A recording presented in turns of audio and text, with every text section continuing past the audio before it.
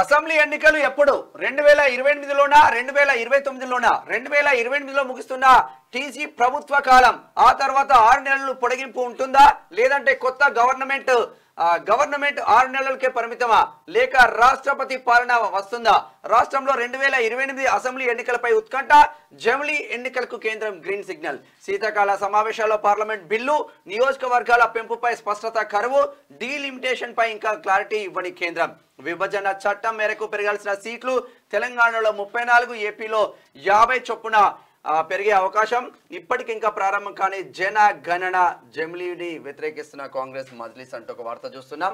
లోక్సభ ఎన్నికలతో పాటు అన్ని రాష్ట్రాల అసెంబ్లీ ఎన్నికలను ఒకేసారి నిర్వహించే జమిలీ అంటే వన్ నేషన్ వన్ ఎలక్షన్ ప్రక్రియకు కేంద్రం గ్రీన్ సిగ్నల్ ఇచ్చింది మంచిగా ఉంది. దీంతో తెలంగాణలో అసెంబ్లీ ఎన్నికలు ఎప్పుడు జరుగుతాయనే సందేహాలు తలెత్తుతున్నాయి. జమిలీ విధానం ప్రకారం 2029లో లోక్సభకు అన్ని రాష్ట్రాల అసెంబ్లీలకు కలిపి ఒకేసారి ఎన్నికలు నిర్వహించాలి అన్నది కేంద్ర ప్రభుత్వ ఉద్దేశం. అయితే రాష్ట్రంలో ప్రస్తుత ప్రభుత్వ కాల పరిమితి 2020లోనే కంప్లీట్ అయిపోతుంది. డిసెంబర్ 6న ముగుస్తుంది.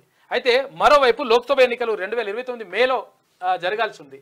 మరి రాష్ట్రంలో అసెంబ్లీ ఎన్నికలు 2028లో జరుగుతాయా లేకపోతే 29లో జరుగుతాయా? ఏముంటది ఇప్పుడు స్పెషల్ ఆఫీసర్ల పాలనలాగా రాష్ట్రపతి పాలన విధించి కొనసాగుతారు. ఎప్పటికి చూద్దాం లేదు.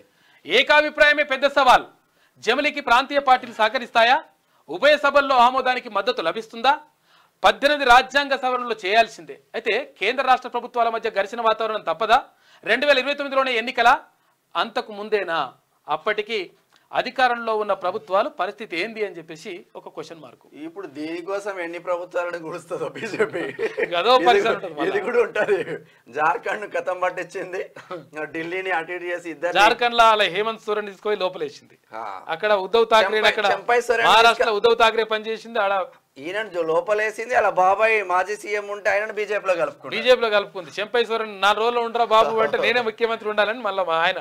జమిలీ ఎన్నికలకు కేంద్రం ఒకే కోవింద్ కమిటీ నివేదికకు మోడీ కేబినెట్ ఆమోదం చేసింది. పార్లమెంట్ శీతాకాల సమావేశంలో వచ్చే అవకాశాలు కూడా ఉంది. క్యూ న్యూస్ ఛానల్లో పనిచేయటకు అనుభవం గల సీనియర్ డిజిటల్ మార్కెటింగ్ వారు కావాలను సంప్రదించవలసిన నెంబర్ 8688926084.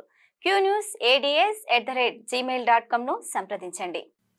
లైక్ చేయండి,